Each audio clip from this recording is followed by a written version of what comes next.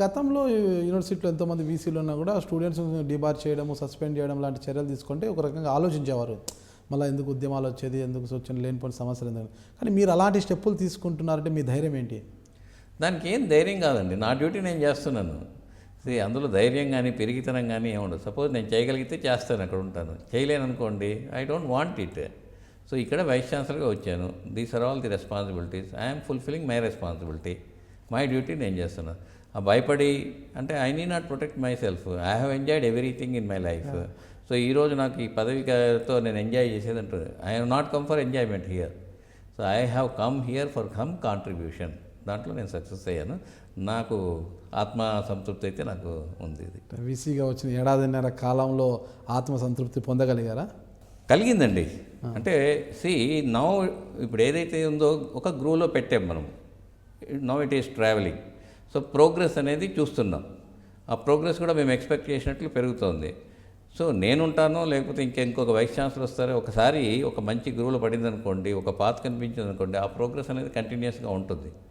So అంతవరకు నేను అంటే డీరైల్ అయిందే దాన్ని మళ్ళీ దాన్ని తీసుకొచ్చి పట్టాల మీద పెట్టడం అనేది సక్సెస్ అయ్యాను. సో అది నాకు మంచి సంతృప్తి ఇచ్చింది. నాకు అంటే మీది అనంతపురం జిల్లానే అంటారు. పుట్టిన జిల్లాలోనే పుట్టి పెరిగి చదువుకున్న జిల్లాలోనే వీసీగా అయ్యారు. కూడె రాజగోపాల్ గారు ఆయనకి అదొక అదృష్టం అంటుంటారు. వాస్తవంగా మీది ఈ జిల్లానే అంటారా? నేను ఇక్కడేనండి. నేను పుట్టి పెరిగిందంతా అనంతపురమే. మా ఫోర్ ఫాదర్స్ వాళ్ళంతా కూడేరు గ్రామము. అక్కడ ఉండింది అంటే మా పేరెంట్స్ ఇక్కడే ఉన్నారు. మా పేరెంట్స్ ఇక్కడ ఉన్నారు కాబట్టి మేము ఇక్కడే పుట్టాము, ఇక్కడే చదివాము. అంటే కేశవయ్య మున్సిపల్ స్కూల్ అనేది ఒకటి ఉండేది, చిన్నబడి. అది మున్సిపల్ స్కూల్. అందులో అప్ టు 5th నేను అక్కడ చదివాను, అనంతపురంలో. తర్వాత నేషనల్ సాయిబాబా స్కూల్ అనేది ఒకటి ఉండేది. సాయిబాబా ఇప్పుడు జూనియర్ కాలేజ్ కూడా, సాయిబాబా కాలేజ్, అది అప్పుడు హై స్కూల్ అది. సో 6th స్టాండర్డ్ అక్కడ చేరాను. 6th to 12th క్లాస్, అంటే అప్పుడు ఇంటర్మీడియట్ లేదు, 12th క్లాస్ వరకు అక్కడ చదివాను నేను ఆ స్కూల్లో. తర్వాత 1 year బీఎస్సీ ఆర్ట్స్ కాలేజ్లో చేశాను. చేసిన తర్వాత నేను ఇంజనీరింగ్ రావాలనిపించి ఇంజనీరింగ్కి వచ్చాను. ఇంజనీరింగ్ 5 years కోర్సు ఉంది. అనంతపురం ఇంజనీరింగ్ కాలేజ్లోనే చదివాను. సో నేను అక్కడ చదివిన తర్వాత మళ్ళీ నేను అక్కడ లెక్చరర్గా చేరడం జరిగింది. కెరీర్ కూడా అనంతపురం ఇంజనీరింగ్ కాలేజ్లోనే చేశాను. ప్రిన్సిపల్ వరకు వెళ్ళాను. ప్రిన్సిపల్ అయిన తర్వాత జేఎన్టీయూకు వైస్ ఛాన్సలర్గా వెళ్ళాను. అక్కడనే ఆఫ్టర్ వైస్ ఛాన్సలర్షిప్ అక్కడ రిటైర్ అయిన తర్వాత మళ్ళీ ఇంకొక అసైన్మెంట్ వస్తే ఇక్కడికి వచ్చాను నేను. ఇంజనీరింగ్లో ఏ డిపార్ట్మెంట్ సార్? ఏ విభాగం? ఇంజనీరింగ్లో మెకానికల్ ఇంజనీరింగ్ డిపార్ట్మెంట్ అండి నాది. సో నేను బీటెక్ ఎంటెక్ ఇక్కడే చేయడం జరిగింది అనంతపురం ఇంజనీరింగ్ కాలేజ్లో. పిహెచ్డి మాత్రం ఐఐటి మెడ్రాస్లో చేశాను నేను. పిహెచ్డి ఎవరు సార్ మీ గైడ్? మీ గైడ్ ఎవరు సార్ పిహెచ్డికి? పిహెచ్డిలో టాపిక్ వచ్చి ఇంటర్నల్ కంబషన్ ఇంజిన్స్ అంటారు. అది కూడా టాపిక్ ఏంటంటే నేను ఏది చేసినా కూడా నేను ఒక పైనీర్ లాగా ఉంటుంది. అంటే నాది మొదట ఇక్కడ ఇండియాలోనే అట్లాంటి ప్రాబ్లం ఎవరు అటెంప్ట్ చేసి ఉంటారు. అంటే multi dimensional modelling of in cylinder flows అంటారు దాన్ని. ఇంజిన్ లోపల ఏం జరుగుతుంది అనేసి మ్యాథమెటికల్ మోడలింగ్ ద్వారా మొత్తం అంతా విజువలైజ్ చేస్తాం. అంటే దట్ ఈజ్ ఓన్లీ ప్రెడిక్షన్, ప్రాక్టికల్గా కాదు, ప్రెడిక్షన్స్. ఆ ప్రెడిక్షన్స్ మనం కరెక్ట్ ఉన్నాయా లేదనేసి ప్రాక్టికల్గా మేము ఎవాల్యుయేషన్ కూడా చేసి వ్యాలిడేషన్ ఇస్తాం. ఒక కివా అనేది ఒక కోడ్ ఉండేది. లాస్ ఆల్మోస్ట్ నేషనల్ ల్యాబొరేటరీస్ వాళ్ళు చేశారు అది క్రే ఎగ్జెంపీ సూపర్ కంప్యూటర్లో ఆ ప్రోగ్రామ్ నడిచేది. 20,000 lines ఉంటుంది. ఫోర్ట్రాన్ 77 అడ్వాన్స్డ్ ప్రోగ్రామింగ్లో చేసి ఉన్నారు అది. ఆ ప్రోగ్రాము ఒక సూపర్ కంప్యూటర్ మీద రన్ చేసేవాళ్ళు. మనకి ఇక్కడ ఐఐటి మెడ్రాస్లో కూడా సూపర్ కంప్యూటర్ లేదు. అక్కడ సీమెన్స్ 7580 సిస్టమ్ అనేది జర్మన్ సిస్టము. అక్కడ అవుట్డేటెడ్ సిస్టమ్ మాకు ఇచ్చారు. అది 4th generation system. Whereas my program was attempted on 5th generation computer, that is a super computer. So I have taken it as a venture. నేను చేస్తానని మా guide, ఆయన international reputation ఉంటుంది, professor Ganesan, IC ఇంజిన్స్లో ఆయన మంచి పుస్తకం రాశారు. ఫాదర్ ఆఫ్ ఐసీ ఇంజిన్స్ అంటారు. మా స్టూడెంట్స్కి అంతా చాలా ఫాలోయింగ్ ఉంది. ఆయన దగ్గర చేశాను. ఆయన ఏమని చెప్పారంటే మీరు చేయలేరండి ఈ ప్రాజెక్ట్ అన్నారు. అంటే సార్ చేయలేకపోతే మరి అటెంప్ట్ చేయడంలో తప్పలేదు కదా, let me see, if I fail I will take up some other project. అంటే మరి నీకు భయం లేదా అన్నాడు. సార్ నాకు ఉత్సాహం ఉంది సార్, చేయాలనేది తపన ఉంది. అంటే సరే, ఆయన నాకు ఒక అసిస్టెన్స్ యొక్క ఎంఎస్ స్టూడెంట్ కూడా ఇచ్చారు, దాని మీద వర్క్ చేయమన్నారు. సో ఫస్ట్ 2 years వర్క్ చేశాం. నిజంగానే సక్సెస్ రాలేదు. ఎందుకంటే కంపాటబిలిటీ ఎర్రర్స్ ఉంటాయి, ప్రోగ్రామ్ డెవలప్మెంట్లో అసెంబ్లీ లాంగ్వేజ్ నేర్చుకోవాల్సి వచ్చింది. అఫ్కోర్స్ ఫోర్ట్రాన్ నాకు తెలుసు, ఫోర్ట్రాన్ 77 అడ్వాన్స్ పికప్ చేశాము.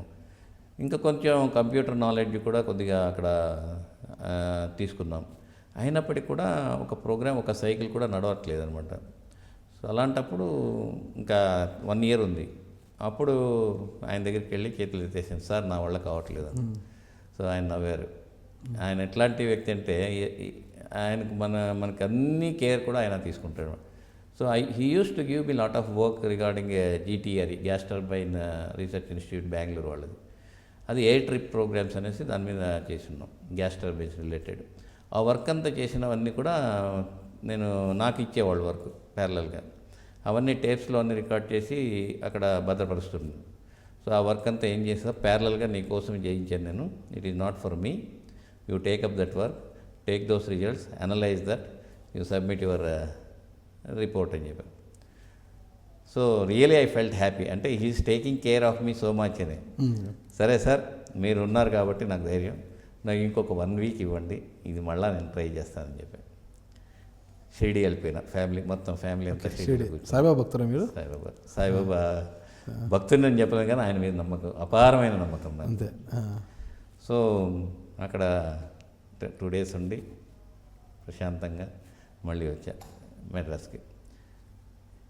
యూ డోంట్ బిలీవ్ దాట్ నాకు సొల్యూషన్స్ నాకు కలలో వచ్చేది. అంటే పడుకుంటే నిద్రలో లేచేటప్పటికి నాకు ఐడియా వచ్చేది. వెళ్ళి నేను డైరెక్ట్గా కంప్యూటర్ సెంటర్కి వెళ్ళిపోయేవాడిని.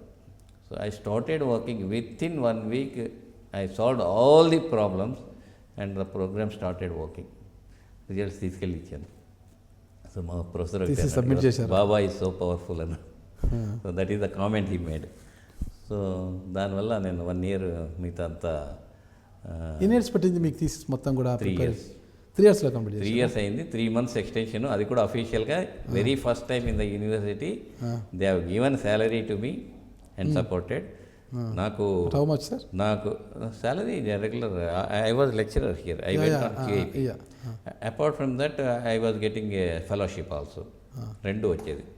ఆ ఫెలోషిప్ కూడా 3 నెలలు ఎక్స్టెన్షన్ ఇచ్చారు. అది కూడా IIT ఆ డిపార్ట్మెంట్లో నేనే ఫస్ట్. ఇక్కడ మా యూనివర్సిటీలో కూడా 3 నెలలు ఎక్స్టెన్షన్ ఇచ్చి 3 నెలలు ఎక్స్ట్రా శాలరీ పే చేయడం కూడా నేనే first. So I have not lost anything, either salary or fellowship. So 3 years 3 monthsకి నేను సబ్మిట్ చేసేసి అన్నీ చేసి వచ్చేసాను. So that's what happened. PhD అయిపోయిన తర్వాత మీరు ఇక్కడ లెక్చరర్గా చేశారు? అంతకుముందే లెక్చరర్? అంతకుముందే లెక్చరర్. క్వాలిటీ ఇంప్రూవ్మెంట్ ప్రోగ్రామ్ అనేసి MHRD ప్రోగ్రామ్. అందులో ఈ ప్రోగ్రామ్ ఉంటుంది. అంటే ఇక్కడ శాలరీ ఇస్తారు, అక్కడ మనం రీసెర్చ్ చేసినందుకు ఫెలోషిప్ కూడా ఇస్తారు. అందులో చాలామంది, అంటే నాకన్నా ముందు ఒక 7-8 మంది ఫ్యాకల్టీ మెంబర్స్ ఇక్కడ JNT నుంచి వెళ్ళి IITsలోనూ అక్కడ PhD చేసి వచ్చారు. సో నేను జూనియర్ మోస్ట్ అందులో.